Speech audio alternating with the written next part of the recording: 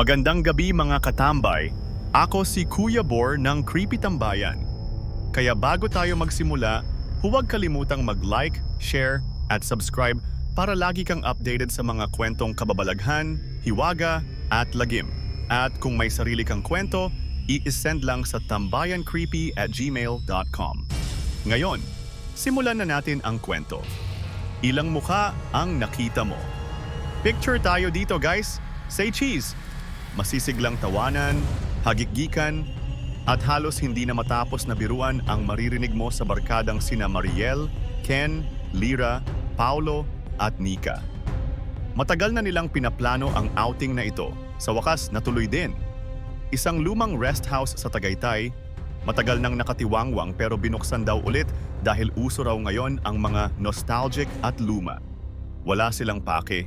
Ang importante, makarelax, makasama ang isa't isa. At syempre, maraming pictures. Pagpasok pa lang nila, malamig na ang hangin. Hindi lang dahil Tagaytay. Parang may iba. May amoy na luma na parang amoy ng lumang kahoy na inulan ng maraming taon. Pero wala sa kanila ang nagreklamo. Hala, ang aesthetic dito. Ang ganda pang post. Sabi ni Lyra habang kinukunan ng litrato ang mga kalat na kurtina at sirang lampshade. Sa unang gabi, nag-inuman sila, nagkwentuhan, tawanan, hanggang sa napagtripan nilang mag-group photo gamit ang self-timer ng camera ni Ken. Oo, set mo na! 10 seconds para may time tumakbo papunta rito. Click, flash. Nagtawanan pa sila kasi muntik madapa si Nika sa pagmamadali. Ang pangit ng kuha, Redo! Sigaw ni Lyra. 1, 2, 3, hanggang 4 na beses silang kumuha ng group photo. Kinabukasan, habang nagkakape si Mariel, binubusisi niya ang mga kuha sa camera. Tumigil siya sa huling group photo nila. Napakunot ang kanyang noo. Bakit parang 6 kami dito? 1, 2, 3, 4, 5, 6? May babaeng nakatayo sa likod nila, nakaitim. Mahaba ang buhok, walang paa, parang lumulutang, pero nakangiti. Yung ngiti niya, hindi parang tao. Yung tipong ngiti na pilit, mahaba, malamig. Ken, patingin nga, tinawag ni Mariel habang pinapakita ang screen ng camera. Tangina, wala naman tayong kasama na ganyan kagabi ah. Napatingin na rin si Lyra at Nika. Si Paulo, natahimik. Pwede ba yan? Edit mo lang yan, Ken. Hoy gago, hindi ako nag-edit. Raw file yan. Kita mo? Pinakita ni Ken ang mismong memory card. Walang edit, walang filter. Pagkagabi, isa-isa silang nakakaramdam ng bigat. Si Paulo hindi makatulog. Nakatingin daw sa kanya ang babaeng nasa litrato mula sa pinto ng kwarto niya. Si Nika, nahulog bigla sa hagdan. Sabi niya, parang may nagtulak. Si Lyra, kinagat ng kung anong hayop sa banyo pero walang hayop doon.